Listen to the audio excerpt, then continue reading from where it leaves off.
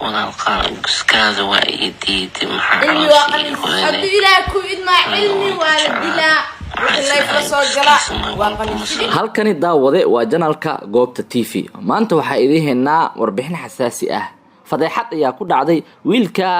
buuran ee jiljilcan ee markaasi caanka ka ah barta TikTok ee baraha bulshada dadkana sida aadka u isticmaalaan waa kuma wiilkaas maxaa ku kalifay muxuu sameeyay warbixinteen ayaad ku daawan doontaan balse marka hore waxa idinka codsanaynaa inaan dhiirigelisaan si aan warbixino kale xasaasi ah dhagta uga soo qabanno fadlan channelkeena subscribe noo saara share gareeya oo la wadaaga asxaabtiina cilmi waxa uu ka mid yahay dadka caanka ka ah baraha bulshada marar qaarkood waa iswaalaa sidoo kale wuxuu caan ku yahay dhanka live-ka ee TikTok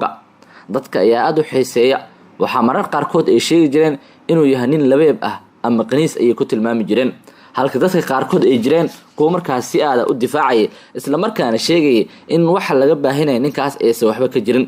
rag badan ayaa weerar ku ahaa kuwaas oo qaarkood sheegayay in waxyaabo anshax xumo ah uu ka dalbaday dumarka qaarkood ayaa dhankooda qaybta commentiga ugu soo qori jiray waxyaabo markaasi ay ku eedeynayaan iyagoo ku sheegay inuu yahay nin qaniis ah oo ragnimadiisa aysan dhamaystirneen muuqaal ahaan markii aad daawato waad ka dareemi kartaa inuu yahay qof jiljilcan oo dhanka dumarka u badan iyadoo taasi ay jirtay ayaa waxa laga baahiyay muuqaal fadeexad dhaliyay isagoo si toos ah cod ugu duubayo wiil Soomaaliyeed inuu kana dalbanayo in uu siiyo qayb kamid ah farjigiisa ama xubintiisa taranka isagoo ku fadeexinay isla markaana u sheegay inuu u diiday maadaama uu aad u jecel yahay taasoo ah ceeb isla markaana banaanka soo dhigaysa in uu yahay qof qaniis ah ama labeeb sida dad badan ay markaasi aaminsanayeen saacadii la soo dhaafay baraha bulshada ayaa aad loogu faafinayay ninkaas la yiraahdo cilmi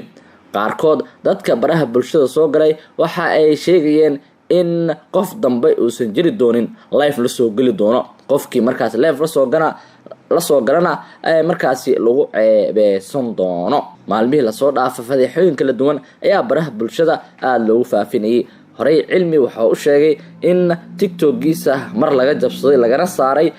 markaasi loo baahiyo muuqaalo qaawanaan ah waxa ku kalifay lama oga in muuqaal qaawanaan uu iska duubo hayeeshee iyadoo arintaas dhan ay jirtay ayaa hadda waxa soo ifbaxday in arintan ama codkan laga baahiyay haddaba daawade sidee u aragtaa talaabadaas uu ku dhaqaaqay maxaa la gudboon hadda fadlan share garee oo asxaabta gaarsii